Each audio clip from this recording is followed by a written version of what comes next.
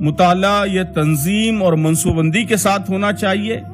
Target ہدف واضح ہونا چاہیے کہ آپ کن کن میدانوں میں اور کس طرح کی اور کس معیار کی حکمت پیدا کرنا چاہتے ہیں، اور اس مقصد کے لیے آپ کو کیا مطالعہ کرنا چاہیے، مطالعے کے کیا میدان ہوں گے، اور ان میں بیلنس کی، توازن کی مطلوب شکل کیا ہوگی۔ میں اپنے دوستوں کو ہمیشہ 7 طرح کی چیزوں میں ضروری توازن کا مشورہ دیتا ہوں، 7 قسم کی کتابیں۔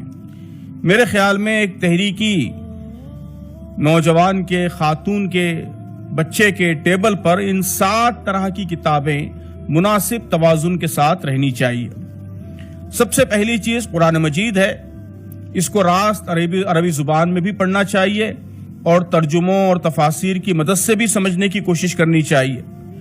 باقاعدگی کے ساتھ متعین حصے کا 1 رکوع 2 رکوع یہ مطالعہ بھی ہونا چاہیے، اور اپنے علمی، فکری اور عملی مسائل کے سلسلے میں، اپنے سوالات کے سلسلے میں بار بار قرآن سے رجوع کرنے اور سوالات کا، الجھنوں کا قرآن میں حل ڈھونڈنے کی بھی عادت ہونی چاہیے۔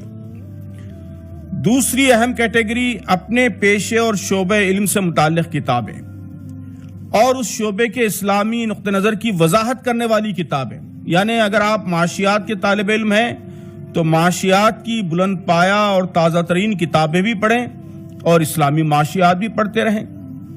اگر آپ کا تعلق میڈیکل سائنس سے ہے تو میڈیکل سائنس کی معیاری تحقیقات پر بھی آپ کی نظر ہو، اور ان اسلام پسند مصنفین کو بھی پڑھتے رہیں جو جدید میڈیکل سائنس کا اسلامی نقطہ نظر سے جائزہ لے رہے ہیں۔ تو اس طرح جو بھی آپ کا میدان ہے، اس میدان سے متعلق کتابیں اور اس کے اسلامی نقطہ نظر سے متعلق کتابیں۔ تیسری کیٹیگریز ہے سلف صالحین کی کتابیں، اس لیے کہ اسلام کی علمی تاریخ کے پورے اثاثے سے ہماری وابستگی ہماری صحیح علمی و فکری اٹھان کے لیے ضروری ہے۔ اہم تفاسیر قرآن، حدیث کی 6 کتابیں، اصول تفسیر، اصول فقہ وغیرہ جیسے علوم کی کتابیں، ان سب سے ہم حسب استطاعت استفادہ کریں۔ خاص طور پر امام غزالی، امام ابن تیمیہ رحمۃ اللہ علیہ، ان کے شاگرد ابن قیم رحمۃ اللہ علیہ، ابن خلدون، شاہ ولی اللہ رحمہم اللہ، یہ ہماری علمی و فکری تاریخ کے اہم نشان اور سنگھائے میل ہیں۔ ان سے مناسب استفادہ نہ ہو تو ہمارے علم و فکر میں بڑا خلا رہ جاتا ہے۔ تو یہ گویا 3rd کیٹیگری ہوگی۔ 4th کیٹیگری تحریک اسلامی کے لٹریچر۔ خاص طور پر ہماری کوشش ہونی چاہیے کہ مولانا مودودی کی تمام کتابیں پڑھ لیں۔ مولانا مودودی کے علاوہ مولانا صدر الدین اصلاحی، سید قطب اور ان معاصر مصنفین کو بھی پڑھنے کی کوشش ہونی چاہیے جنہوں نے بدلے ہوئے حالات میں نئے مسائل کو حل کرنے کی کوشش کی ہے۔ 5ویں کیٹیگری دیگر جدید اسلامی لٹریچر، یعنی تحریک کے معروف دائرے کے باہر ماضی میں جو کچھ اچھا کام ہوا ہے اور آج بھی جو کام ہو رہا ہے، مختلف مکاتب کے علماء جو لکھ رہے ہیں وہ بھی اسلامی فکر کا اہم حصہ ہے۔ کئی بیش قیمت کتابیں ہمارے ملک میں بھی شائع ہو رہی ہیں اور بیرون ملک میں بھی ہو رہی ہیں، ان کو بھی پڑھنا چاہیے۔ 6ٹھی کیٹیگری ہے جاہلی افکار و نظریات اور علوم کا مطالعہ، اس لیے کہ جاہلیت کے صحیح فہم و شعور کے بغیر اسلام کا کام نہیں ہو سکتا۔ جاہلی افکار و نظریات، فلسفے، رجحانات، جدید دنیا کے مسائل، اس کے اسٹرکچرز، اس کی پیچیدگیاں، ان سب کو سمجھنے کے لیے جو معیاری کتابیں ہیں وہ پڑھنا چاہیے۔ اور 7ویں اور آخری کیٹیگری ہے ادب، لٹریچر۔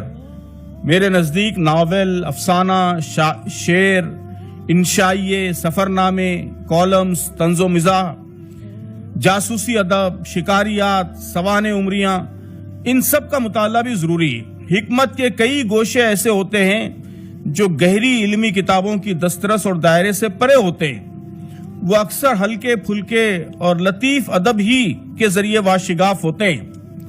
ادب یہ زبان پر قدرت عطا کرتا ہے، لب و لہجے میں شیرینی اور تاثیر پیدا کرتا ہے، الفاظ کا خزانہ بڑھاتا ہے، محاوروں اور روزمرہ پر گرفت عطا کرتا ہے، اور علم و حکمت کی بلندیوں کو عام زندگی سے جوڑتا ہے۔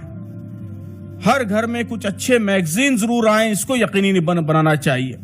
گھروں میں رسالوں کا انتظار ہو، جس عمر کے ارکان خاندان ہوں اس عمر سے متعلق رسالے آئیں، یہ ساری کوششیں ہونی چاہیے۔ تو اس طرح یہ 7 کیٹیگری میں نے